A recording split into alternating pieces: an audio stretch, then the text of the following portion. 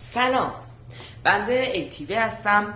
خوش اومدید به چنل من. این اولین ویدیویی که دارم میذارم داخل چنل یوتیوب و حالا میخواستم یه توضیحاتی بدم اول قبل اینکه شروع کنم ویدیو رو. اولش که من قرار نیست فقط این ویدیو علمیه، این زیادم حالا چی نیست، ولی قرار نیست کلا ویدیوهای من تو همین سبک باشه. خب قرار نیست، قرار مثلا تارنا تو لف یا اینا رو هم ضبط کنیم. خیلی وسیعه، هر چیز نیست، یعنی در مورد یه چیز خاص کار نمی‌کنم، این قرار نیست بکنم. و امروز در مورد سنگا اومدم حرف بزنم. خب حالا چرا اومدم در مورد سنگا حرف بزنم؟ چون که من کلا علاقه شدید به سنگا دارم و حرفه اصلی من همون بود. یعنی که یه حدودا 2 سالیه کار میکنم و سنگ تراشی میکنم و سنگا رو هم میشناسم، میتونم توضیح بدم. خب و امروز اومدم در مورد لابرادوریت حرف بزنم. خب حالا گریداشو همه چیاشو میخوام واسهتون توضیح بدم، عشق کنید. خب حالا بریم تو بحرش. ما 3 تا درجه لابرادوریت داریم. یکی درجه اولش که از اون درجه ها بگذریم، لابرادوریت معمولی که اصلا زیاد بازدید نمیخواد، یعنی زیاد دوستش ندارن و زیاد استفاده میشه، از این نوع لابرادوریت. این هیچ تلالویی نداره، خب مثل زغال سنگ میمونه و اینا رو زیاد چی نمیکنن. ولی لابرادوریت هایی مثل این یکی لابرادوریت، ببینید تلالو رو میبینید، تلالو رو میبینیم، این بهش میگن لابرادوریت درجه 1. خب حالا اون 3 درجه‌ای که من دارم میگم از لابرادوری که تلالو دارن. درجه 3 که پایین ترین درجه لابرادوریت میشه و بدترینش میشه زرد، لابرادوریت زرد به این شکل. ببینید این تلالوی زردی داره. حالا از این بگذاریم، درجه 2 چی میشه؟ درجه 2 میشه لابرادوریت سبز. لابرادوریت سبز به اینا میگن. اگه این تیکر رو نگاه کنید یه حالت سبزگونه ای داره، اینا میگن لابرادوریت سبز. و بعدش میرسیم به چندین رنگ واسه یه درجه 1. حالا چیه؟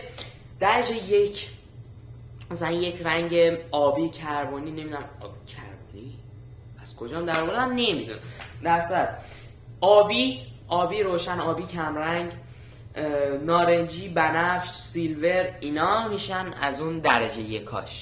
خب که در هر صورتش همه جای کشور میکنن تو پاچمون این سنگو.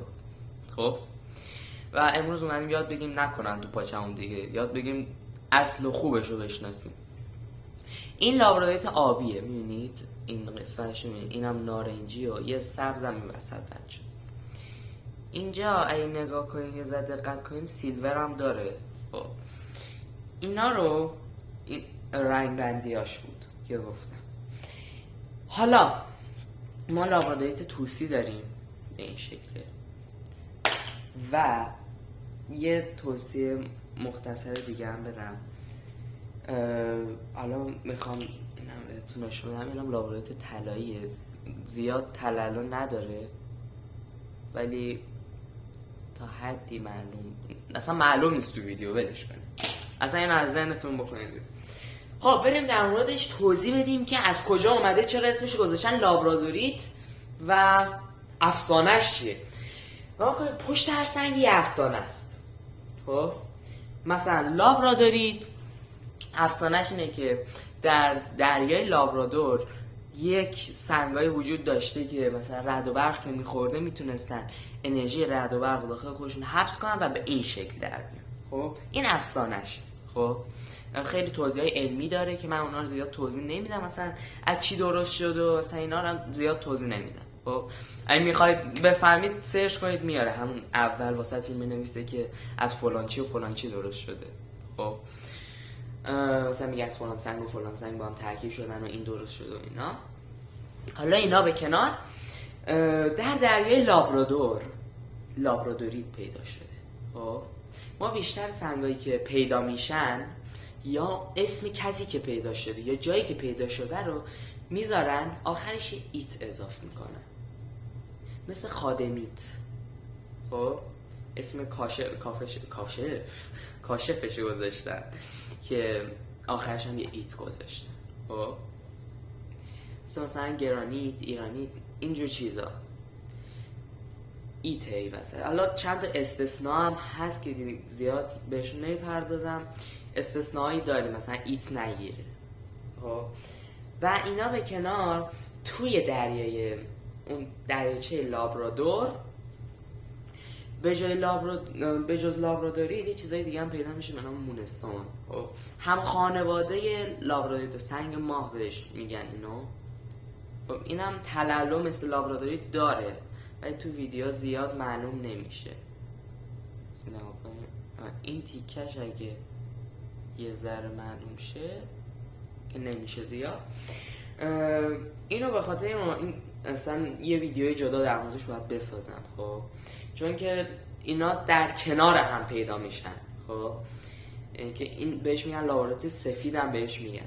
ما خیلی نوع مونستون داریم، فقط میخواستم بگم که اینم در کنار این همون دریاچه پیدا میشه. خب حالا سختی لابرادوریت در چه حده؟ از 5 هست تا 6 و نیم. 6 و نیم زیاد پیدا نمیشه ولی 5-6 حدوداً درجه سختی لابرادوریت درجه سختی 6 و نیمه. که ما بعضی از سنگا رو داریم مثل سلنایت که اصلا با ناخون روش خط میفته، درجه سختی 2. مثلا عقیق داریم، عقیق سوسنی، نمیدونم عقیق مثلا کوارتز که اینا درجه سختیش 7.5-8. که مثلا ژئوت داریم و اینجور چیزا. مثلا یه نوع از لابرادوریت هایی که میتونم نشون بدم اینه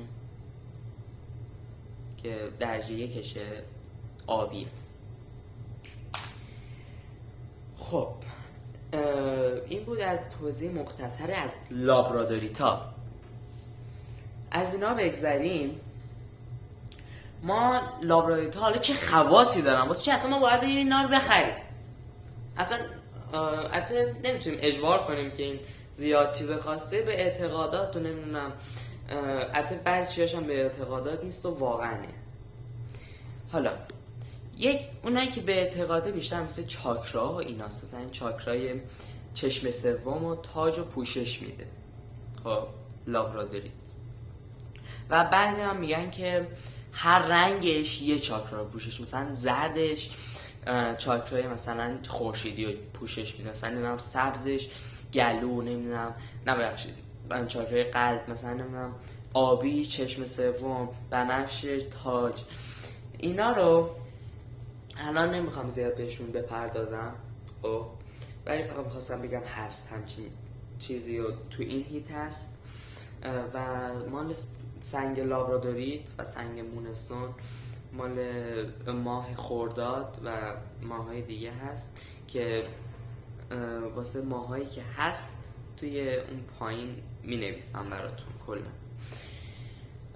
و حالا سنگای لابرادوریت خب مثلا میان بعضیا گولتون بزنن. خب بیان بگن که آقا این اصله ولی اصل نباشه. ما از کجا بفهمیم اصله؟ خب اون میتونه قشنگ گولمون بزنه، ما که نمیشناسیم. چجوری حالا باید بفهمیم؟ چجوری الان عکس غیر اصلش این بالا میذارم، این بالا الان میاد که ببینید اصلا شکلش فرق میکنه با این لابرادوریت. خب الان اصل لابرادوریت تو این پایین میذارم، فیکش رو اون بالا میذارم. خودتون مقایسهش کنید. شاید آوردمش اینجا اون بالا گذاشتم دوتاشو با هم. خودتون مقایسهش کنید. زیرشون مینویسم اصل کدومه، فیک کدوم. خب اونی که فیک راحت قشنگ میشه فهمید رنگ شده یا بهسازی شده. بهسازی شدن که فرق میکنه، ولی مثلا رنگ شدگی یعنی چی؟ یعنی که تو اصلا اینجوری کنی زیاد تلالوی خاصی نمیبینی، یه چیز همینجوری میبینی. خب ولی وقتی این لابرادوریت اصل تکون میدی تلالو رو میبینی یه بازی رنگی داره، ولی اونا نداره، اون فیکا نداره.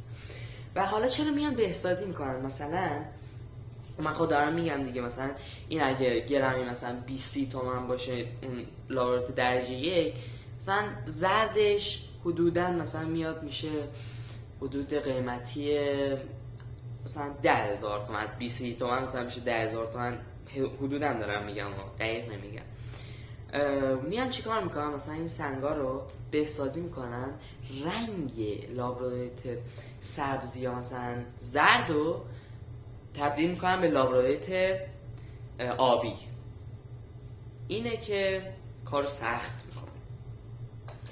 و حالا از کجا باید بفهمیم؟ ما وقتی دقت میکنین یه حالت لکه رنگ مانندی داخل لابرادوریت هایی که بهسازی شده هست. مثلا بعضی جا مجموعاً اومده رنگا قاطی شده، نه اینکه مثل اینجا یه خط مشکی یا چیای اینجوری باشه ها. اینا مال خود لابراتوری، این جایی که ترلل نداره. ولی اگه چی باشه، رنگ باشه، باید حدوداً مثل سرمه‌ای مثلا یا رنگای این رنگی تیره باشه. اینا میشه بهسازی شدهش. اینا رو خیلی دقت کنین، خیلی دقت کنین. احساس میکنم یه ذره بیرو شد این ویدیو، خب یه ذره علمی شد، انرژی زیاد ندارم، بیرو شد یه ذره به نظرم. ولی در آینده قول میدم ویدیوهای خیلی بهتری درست کنم. حالا اینا رو که من مثلا در مورد سنگ حرف میزنم واسه دامن علمی خودتونه که بیشتر بشه و ویدیوی بیشتر درست کنم. اینا در اصل من قرار نیست در مورد سنگ ها همینطور ویدیو درست کنم و این چنل نزدم واسه سنگ، خب واسه اینکه در مورد سنگ ها یه ذره چی داشته باشین، اینکه خواستین برید واسه کسی چیزی بخرید و واسه خودتون بخواید بخرید، کلا بدونید چجوریه قضیه، از چه قراره. خب حالا چیکار کنیم؟ نگاه کنین، من این پیج زدم، این چنل رو زدم، خب که تارنا تو لف ریاکت مثلا اینا رو همه رو میگیرم در آینده و اینجوری. امیدوارم که خوشتون اومده باشه. لطفاً دکمه سابسکرایب رو بزنید، منو حمایت کنید، اون زنگوله رو هم روشن کنید که من هر موقع ویدیو گذاشتم براتون اولین نفر برسه. ممنون، خداحافظ.